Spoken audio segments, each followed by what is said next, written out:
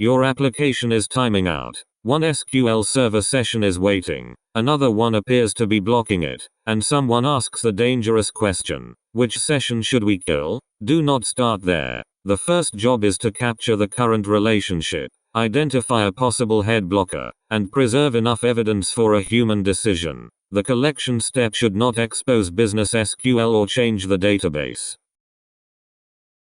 Blocking is a normal part of lock-based concurrency. It becomes an incident when the wait persists, affects users, or reveals a transaction or application behavior that cannot complete normally. One blocked session can point to another blocked session. That creates a chain. The session at the top may be the head blocker, but the label is still a candidate, not an instruction to terminate it. The blocker may be doing valid work. It may be rolling back. It may be waiting for the application to consume results. Or it may be holding an uncommitted transaction after a timeout. Each situation has a different response.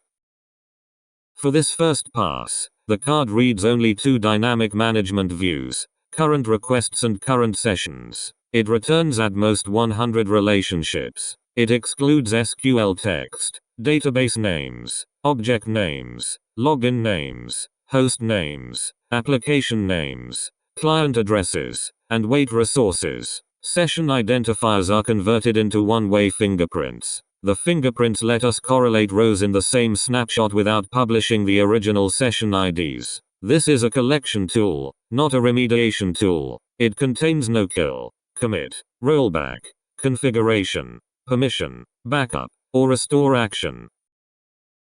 Version boundaries matter. For SQL Server 2019, seeing all server sessions normally requires view server state. For SQL Server 2022, the corresponding server-wide visibility for these views normally requires view server performance state. If the observer does not have the required visibility, the reviewed card returns an explicit permission denied status. The correct response is not to grant broader rights automatically. The owner of the environment decides whether temporary observation access is justified, who grants it, and when it is removed.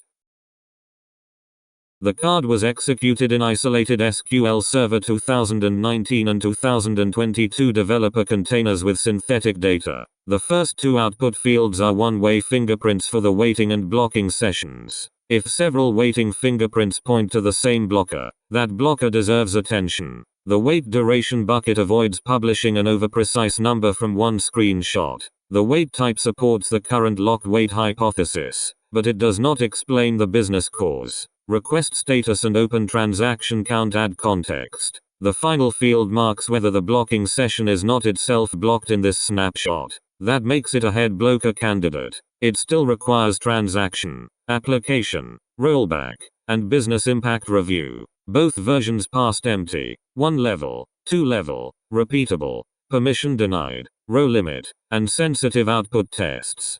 Production and customer environments remain unverified.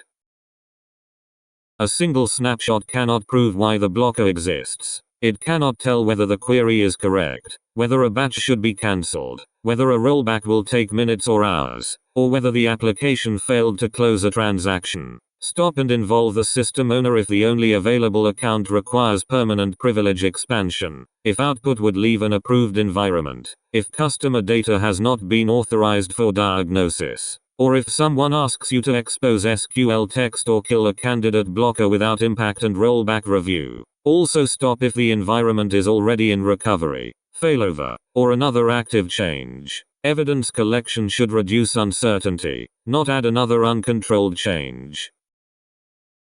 The canonical resource page contains the version boundary, field definitions, stop conditions, synthetic example, and the reviewed card. If the issue needs more than a bounded first pass, the same page routes to a fixed scope database health review. That service starts with access, data handling, observation, and approval boundaries. It does not promise an automatic fix. Start with the relationship. Preserve the evidence. Decide the action only after the impact is understood.